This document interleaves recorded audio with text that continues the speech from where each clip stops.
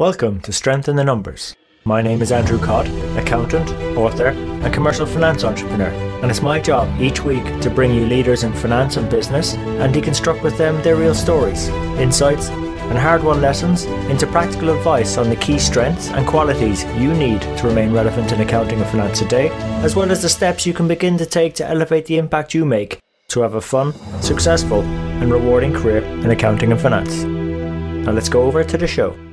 Is gaining international experience important for finance professionals? I mean, do those long-term benefits outweigh the short-term inconveniences involved of having to relocate or move between countries? Particularly when we're told our worlds are meant to be getting more flat and more glocal. So what better way to find out than ask this week's guest mentor, Simon Kelly, who himself describes his international experience as a bit of a curveball in his career. And when we delved a bit deeper into it, we uncovered two steps on how we should perhaps maybe approach taking on an international assignment, and a load of useful questions to answer so that we get more out of it. And actually, there was a surprising truth we uncovered about the career progression benefits of having such experience. We also go into Simon's extensive work as an interim, which, funny enough, his international exposure helped him gain the confidence to go do, and also embracing failure, the importance of having supportive managers, and the benefits of actually working with salespeople and their mindset of generating options for customers. So look, really enjoyed this conversation with Simon, so I hope you enjoy as much listening to it. If you did, you can check out the detailed timestamp show notes, key quotes and resources at the SITNshow.com website. Now, we're also on all the major platforms, so please subscribe and let your friends and colleagues know that we're at iTunes, SoundCloud, Stitcher and YouTube. And really appreciate you investing the time with us. So without further ado, over to Simon and the show.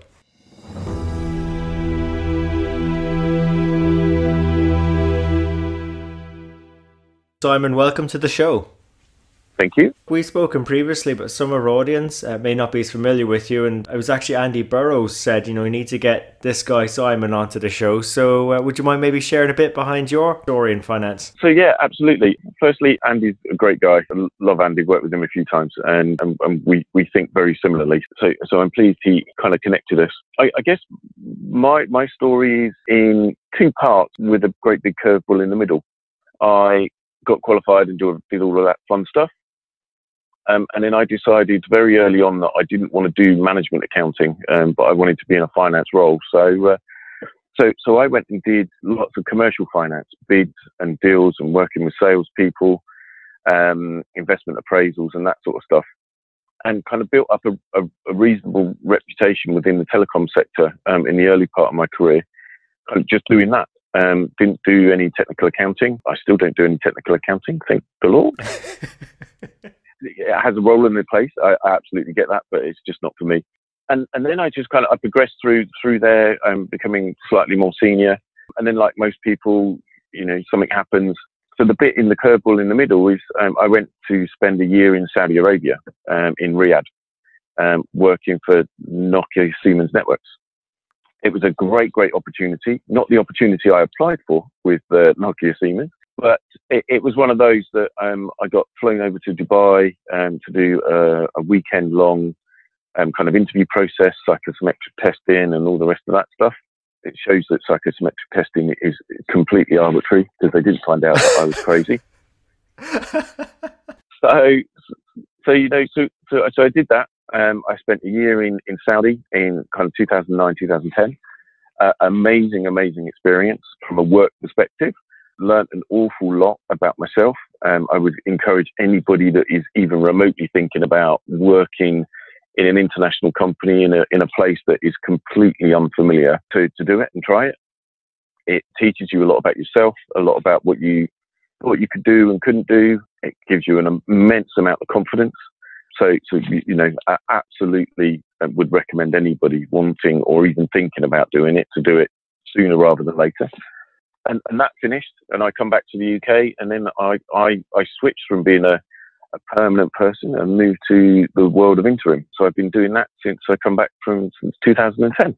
Oh, so look, there's a lot in there, and I think let's start with the end, that immense confidence. You definitely get that sense when you come back because you've learned so much about yourself. But you know, for people looking to take those first steps, obviously it's just a case of just go do it. But, you know, for those that are doing it or thinking of doing it, maybe are there any sort of easy steps that they can take to ease themselves into doing it right or getting the most out of the experience? I would say find somebody that is really, really good and has been, whichever country, area or whatever that you're looking at, find a really, really good connection that can talk about the culture and talk about the nitty gritty stuff that you kind of forget. So what's living accommodations like? What's the cost of living?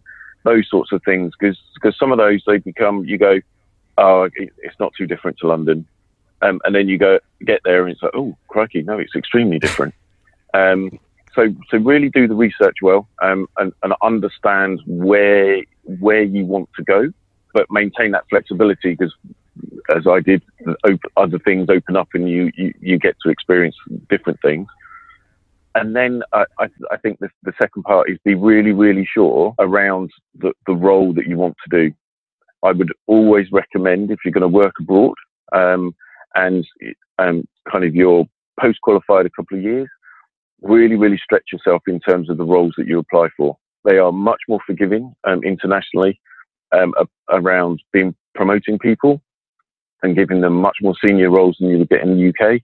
And that's where the work experience and that's where the benefits really, really come from. So if you're going to do it, those are the two things that I would probably focus on.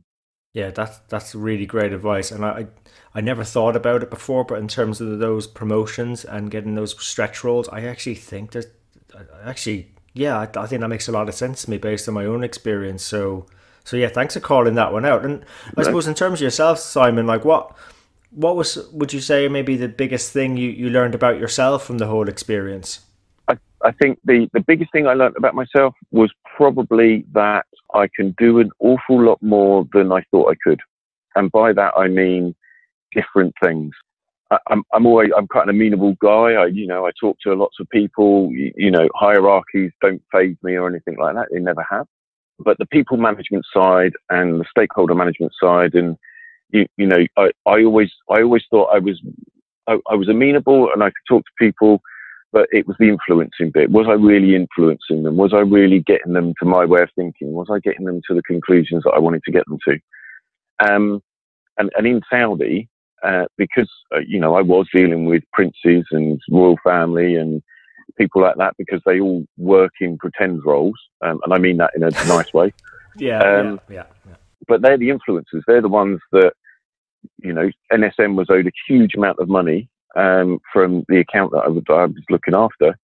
And they just weren't paying. And it wasn't that they were never going to pay. It wasn't like it was a bad debt, but because they weren't being courted in the right way.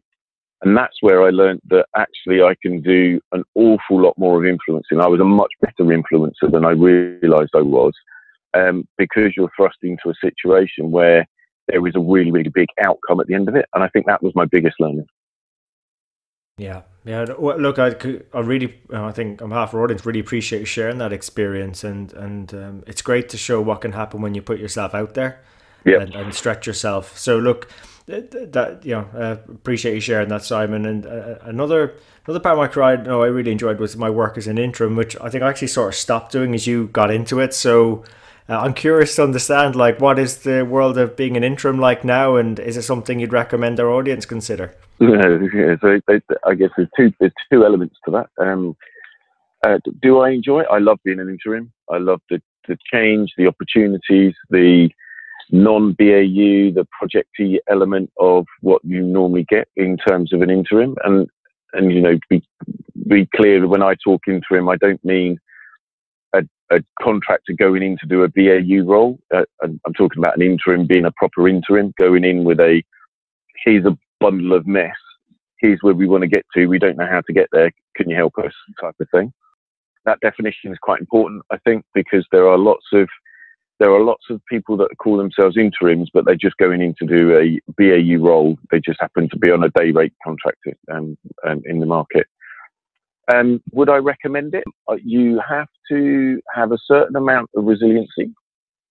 You have to have a certain amount of perseverance, and you have to be extremely confident that you can manage your energy really, really well. One of the things that I didn't realise it was a thing until I got the chance to meet Sophie Devonshire, who has written a book, which I'll talk about later. But energy management is what I've been doing without realising you're doing it, and you need to be able to manage your energy when you're an interim. I've been fortunate enough to have next to no time off between assignments. I've not been out of work for a really long time or anything like that.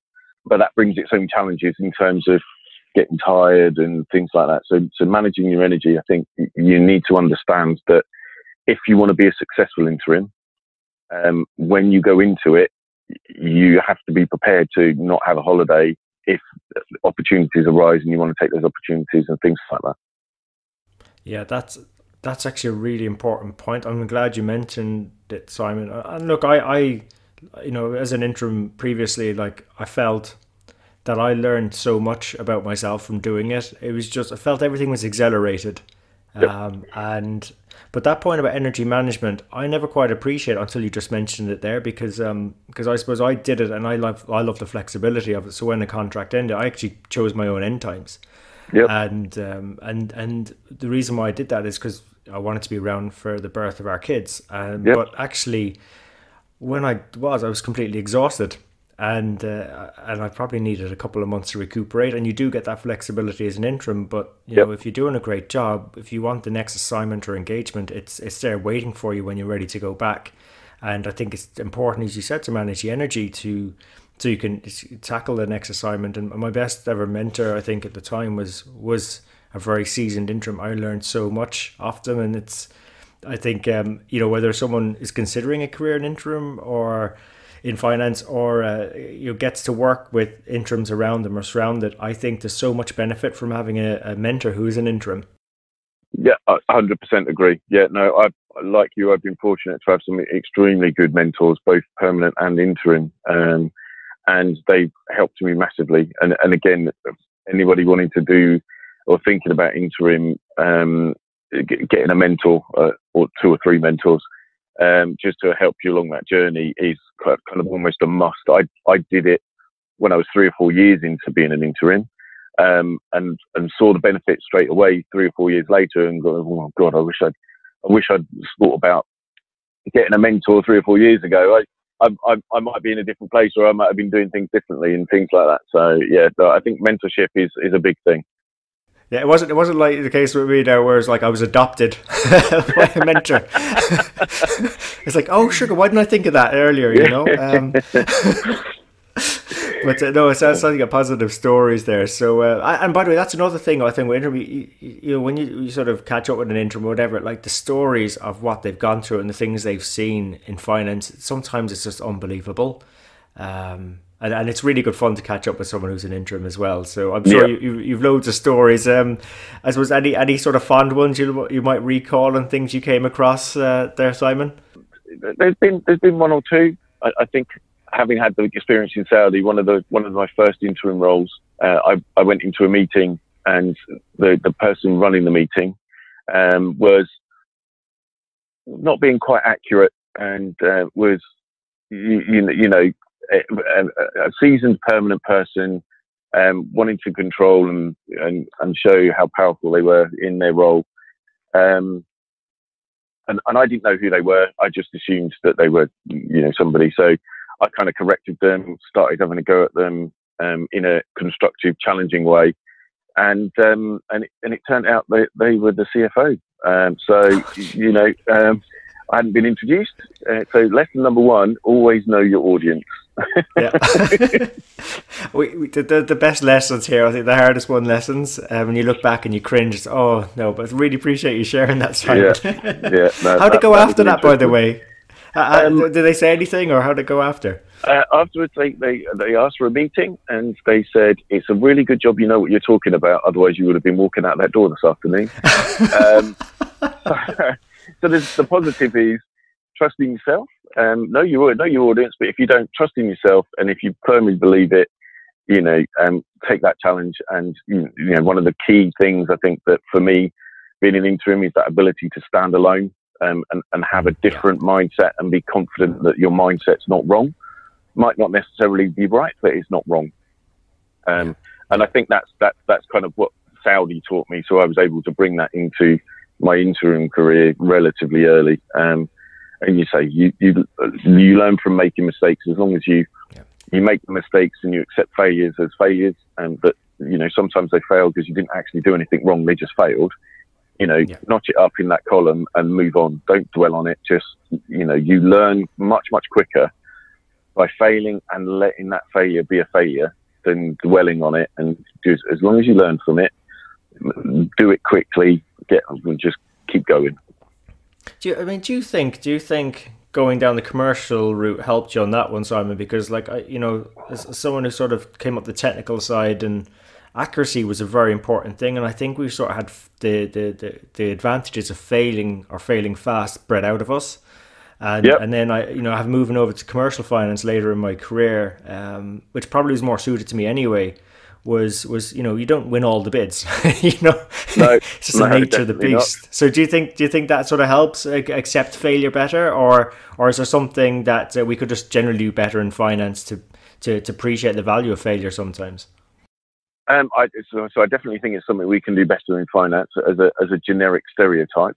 As you say, there are pockets of finance that do it and accept it. I think I was extremely fortunate, in that my first few roles. I had really good bosses that were extremely supportive, and that if I did make a mistake, or if I did make an error, or I said something I shouldn't have said, they were 100% supportive of what I was doing. So I had that framework behind me of having supportive managers. But the key bit for me was the fact that I constantly worked with sales and salespeople and business development people. Now those guys are totally different animals to finance people. We talk about accuracy, and we're talking about it's 100% right. Salespeople talk about accuracy, and it's maybe 20% right. The rest of it they can fix, and that's not being disparaging about salespeople. That's what they're good at. That's what they work with. So I think being really early on, having the exposure to salespeople and senior salespeople and directors, and seeing how they worked and seeing what they did, and they were like, oh well, that didn't work, did it? Let's move on. Oh, that pricing structure's not worked for them. Let's move on. Let's see, Simon, give me something else. Give me some flexibility.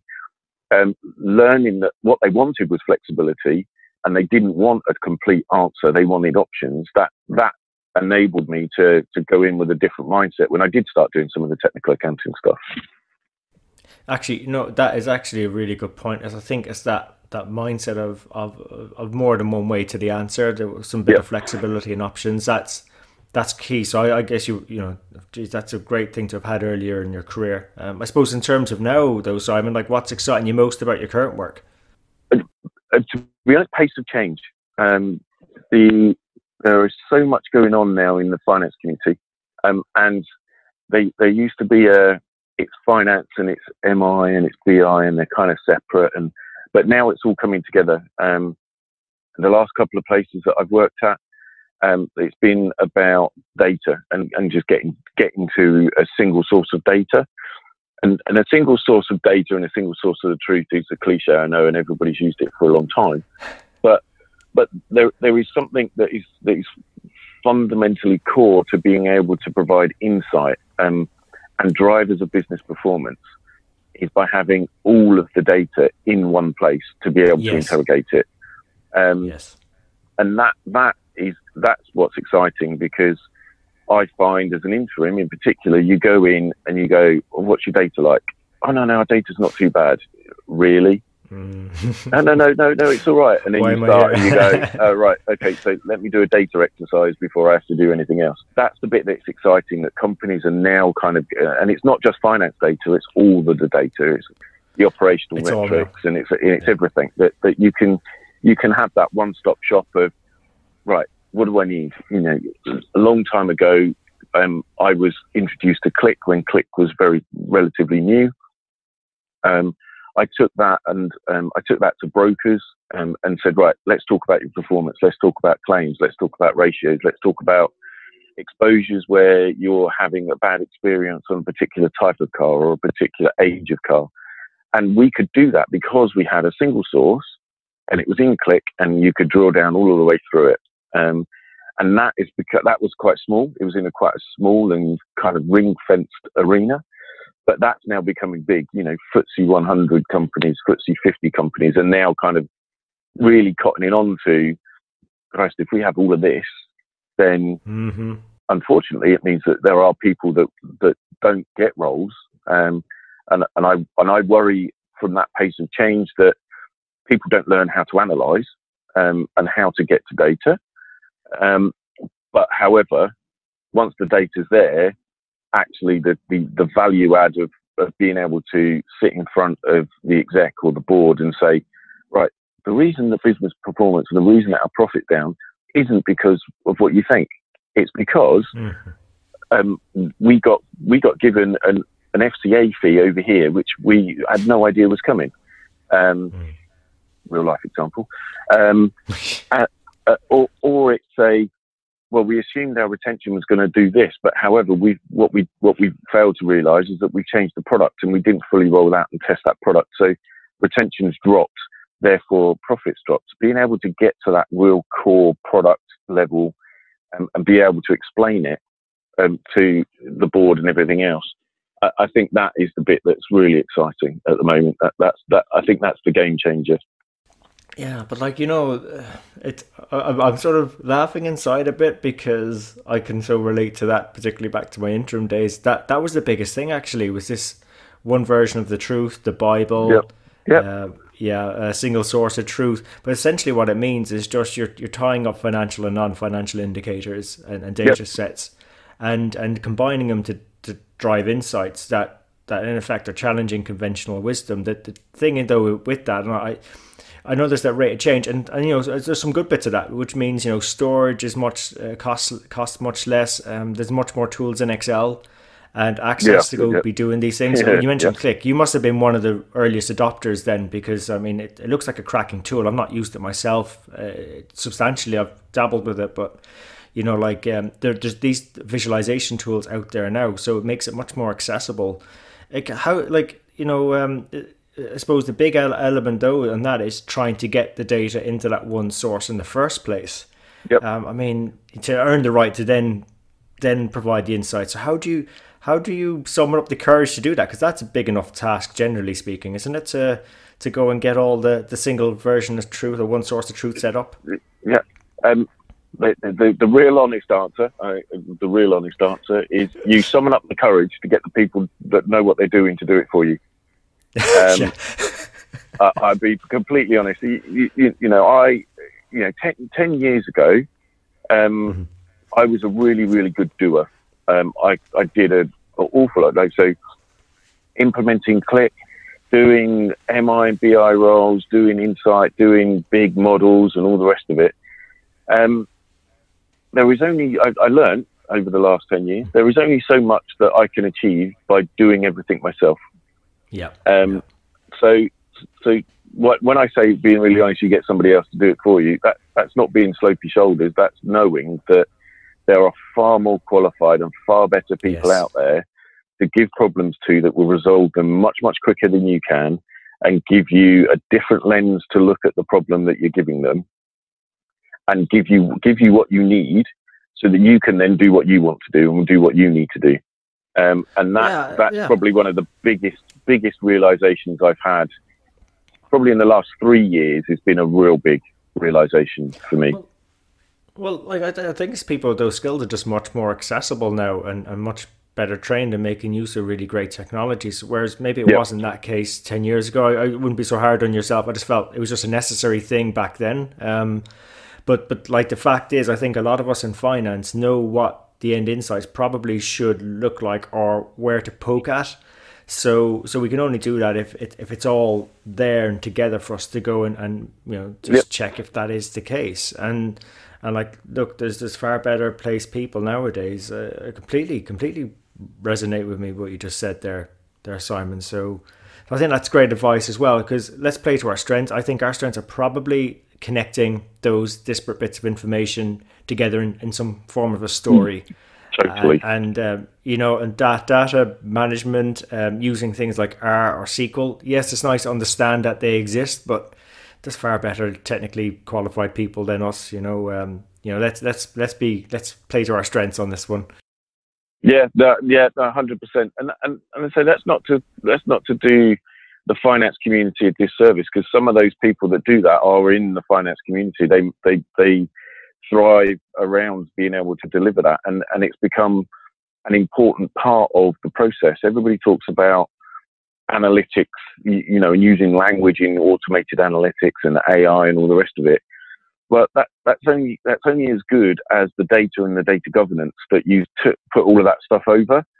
So it's become a core role now. It used to be, well, I'm going to get a 50,000 row ledger extract, and I'm just going to manipulate that to give me what I want to give. You can get, and I've seen it, graduates that come in and they go, right, well, this is what we do. And they look at you and go, well, that's a really slow way of doing it. It's not particularly automated. And you go, well, but we thought that was relatively okay. And they spend a day looking at it, and they come up with something that you end up with a little drop down box and go, right, tell it what you want, and it will give it you. And you think, oh my God. And that's a generational thing. Every generation gets better at using the tech. The tech is moving so fast.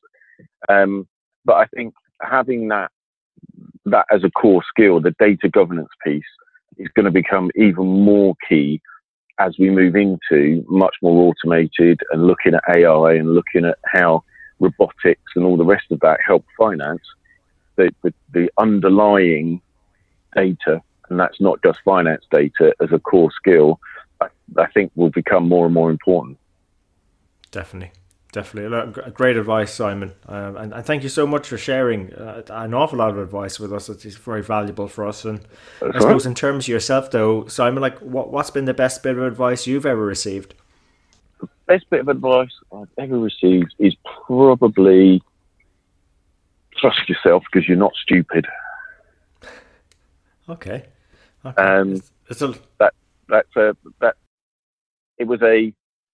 It was a boss that was amazing, I have to say. And I always, and I'm sure people resonate with this, I would always sit in a meeting and everybody would be talking and I'd be going, why don't you do this? But never say anything. And I'm sure there's lots of people that do that. And I'm sure there's lots of people that still sit in a meeting, think about something, and they don't say it. And then 2 or 3 weeks later, somebody else says it and everybody goes, oh my God, that's amazing. And you sit there beating the hell out of yourself because you think, oh, I didn't. So that trust yourself, because you're not stupid, is probably the best bit of advice, because it's enabled me to question and challenge. And again, that comes from being confident, and it comes from experience, I know, and it's something you have to learn. However, if you feel like you've got something to say and you think that thing is relevant, say it. What's the worst that can happen? Yeah, but I think that comes back to that, not having so much fear about being wrong. Yep. Yeah, totally. And look, someone's gone through a similar journey in terms of overcoming that fear. What's the worst that can happen? Actually, I'd look at it, what's the best that can happen? You can actually start adding value, and you just might say something that helps someone, do the right thing or do something better than they'd originally thought. I think organizations are becoming much more collaborative, and have to be much more open-minded to succeed with all this change we were talking about earlier. And adopting the right bits and adopting the right thoughts. I think that's incumbent on all of us, and people who aren't becoming as open-minded, then I don't know if that's a sustainable way of operating today. But I suppose, look, Simon, you also sort of touched on a book earlier, and we ask our guest mentors to recommend a book or resource for our audience. So what would you recommend us check out? So there's two, I think. One, which was the one I mentioned earlier on, which is Sophie Devonshire, and the book's called Super Fast, Lead at Speed. I was privileged enough to meet and listen to Sophie talking, and she is an amazing and engaging kind of speaker. But she's been running her consultancy business and her business for quite some time. And basically, the book is a big bunch of interviews that she's done with CEOs and CFOs and MDs of big companies, and taken the learnings out of it, and kind of distilled that into, some people will call it agile, some people will call it any other buzzword that you can think of that's similar to agile. But basically the book is the bit that really highlighted for me that energy management piece. And it really highlighted, and it talks about speed as not being quick. It talks about speed as being a pace, and setting the right pace for you, for the people that you talk to, for the company that you're working in. And I'm trying to do it slight injustice because it talks an awful lot more than that. But those are the two things that I took out. And the great thing about the way that Sophie's pulled the book together is that she does a lot of the chapters and things like that. And she works and is a founder of the Caffeine Partnership. So she calls it espresso bites. So she distills the chapter at the end of the chapter into the key learnings and takeaways. So if you were thinking about something and you just wanted to quickly bump it, you can literally go to the chapter and look at those espresso takeaways, and you go, oh, okay, yeah. And that just jogs your memory and all the rest of it. Really, really good book. Recommend it for certainly the pace of change, and everything that's going on. It just gives you a great kind of insight and an understanding, because it is from a whole bunch of CEOs and MDs who are all very, very successful. So Jeff Bezos in there, she's interviewed him and stuff like that. So it's not just UK, it's a global piece that she's done. And then I think the second one, which is completely different, which is Daniel C. Dennett, who's an amazing thinker, brilliant thinker. And it's called Intuition Pumps and Other Tools for Thinking. Now this one, before people get worried, it's not about the mathematical way of thinking about things. It's not that type of thinking. It's a whole bunch of different types of frameworks and different types of looking at problems and logic. And, if you're struggling with something, sometimes you're struggling with something and you go, I don't know where to start. I don't know what to do. I quite often drop into this book and look at it, and it just helps me with how do I need to think about something. And it's really, really good. There's some really technical stuff in there, but it then lifts that technical piece into just kind of, how do you think about, going from A to B, how do you think about it? Well, have you really defined A? Right, if you haven't defined A, then here's a way that you might think about defining A for you. Have you defined B, and blah, blah, blah. Just a really, really good book. And it's one of those that you don't have to read front to back. I love books that you don't have to read front to back. You can just drop into it. You can look at the chapters and go, oh, okay, now that sounds like something I'd like to read. Just a really, really, really, really helped me with certainly taking that step up in terms of working with boards and working with execs and working with much more senior people, because it gives me a framework and a way of changing my paradigm to their paradigm, and getting to understand their perception and their viewpoint, and then going, right, okay, I understand what you mean now. Let me tell you why I'm thinking like this. And then you can start a conversation, but you start it from the thinking rather than kind of the doing. Excellent. I can't wait to check out those books. So thank you for recommending those resources, Simon. And I suppose if our audience wish to continue the conversation with you, where's the best place to connect with you at? LinkedIn is absolutely fine. I don't do other social media, so my details are on LinkedIn. My email's on there and things like that, and I'm more than happy to talk to anybody if they think I can help or give them some guidance. It'd be my pleasure. Awesome. Thanks, Simon. And look, before we start wrapping up, will you have any sort of parting thoughts for our audience? I think that the parting thoughts, and kind of touched on them earlier, but believe in yourself, work out what your process is, and believe in your process. And I think the biggest thing nowadays is learn to listen, and I really mean listen, because if you don't, you'll miss something, and it won't be as good as those people that are listening. Definitely, and like that's why, you know, I think we've got 2 ears and 1 mouth. If people are struggling with the listening, that's Absolutely. The right balance. Yeah. Totally agree. Yeah.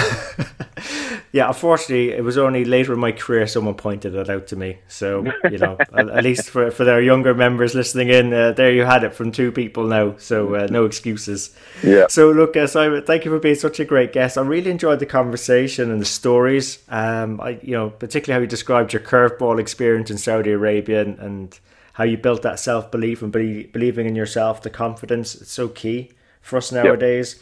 Yep. And also the interim work, and I think that gives a great flavour. People wondering in the gig economy or so on is how to take interim seriously, I suppose, and not just be like covering a BAU role on a contract, but actually coming in and adding value. So appreciate doing that.